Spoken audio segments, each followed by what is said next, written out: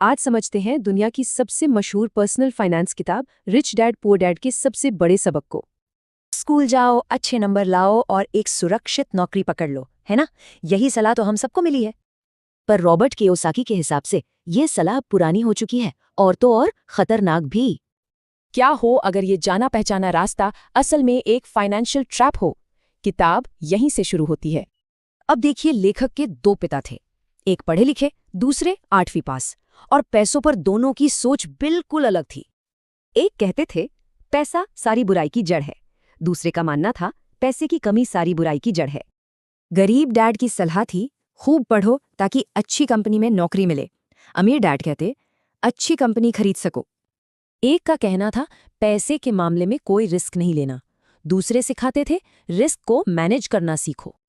तो 9 साल की उम्र में लेखक ने अमीर डैड से अमीर बनना सीखना चाहा, और यहीं से शुरू हुआ पहला सबक। रिच डैड ने उन्हें काम पर रखा, बस 10 सेंट प्रति घंटे पर। हफ्तों तक वो दुकान में सिर्फ धूल साफ करते रहे। आखिरकार वो तंग आ गए और नौकरी छोड़ दी। रिच डैड ने तब समझाया, असली सबक उस एहसास में था। रिच डैड बोले, जिंदगी तुमसे बात नहीं करती, वो बस तुम्हें धक्के मारती है, और इन्हीं धक्कों से सीखना होता है।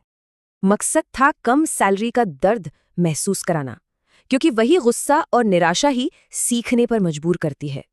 और फिर आया अगला सबक। रिच डैड ने कहा, अब तुम काम करोगे, पर बिना सैलरी के। उन्होंने समझाया कि ज्यादातर लोगों की जिंदगी 2 इमोशंस कंट्रोल करती हैं। अमीर बनने के लिए इन्हें काबू में करना होता है। पहला है डर, यानी पैसा ना होने का डर, और दूसरा है लालच, यानी और ज्यादा चीजें पाने की इच्छा। और इसी डर और लालच के साइकिल को कहते हैं रैट रेस। ज्यादा कमाओ, ज्यादा खर्च करो और फंसे रहो। और यहीं आता है किताब का सबसे बड़ा सबक। गरीब और मिडिल क्लास पैसों के लिए काम करते हैं, अमीर लोग पैसे से काम करवाते हैं। अब बिना सैलरी के उन्हें इनकम बनाने का नया तरीका सोचना पड़ा। उन्होंने कॉमिक बुक लाइब्रेरी खोली जो खुद पैसे कमाती थी। तो इस रैट रेस से बाहर निकलने का सिर्फ एक सबसे जरूरी नियम है। रूल ये है, एसेट और लायबिलिटी का फर्क समझो और बस सिर्फ एसेट्स खरीदो। सिंपल भाषा में, एसेट वो चीज है जो जेब में पैसा डालें, जैसे कोई रेंटल प्रॉपर्टी या कोई बिजनेस। और लायबिलिटी वो जो जेब से पैसा निकाले, मिसाल के तौर पर कार लोन या क्रेडिट कार्ड का बिल। बस यही फर्क है। अमीर लोग एसेट्स खरीदते हैं, जबकि गरीब और मिडिल क्लास लायबिलिटीज खरीदते हैं, ये सोचकर कि वो एसेट्स हैं।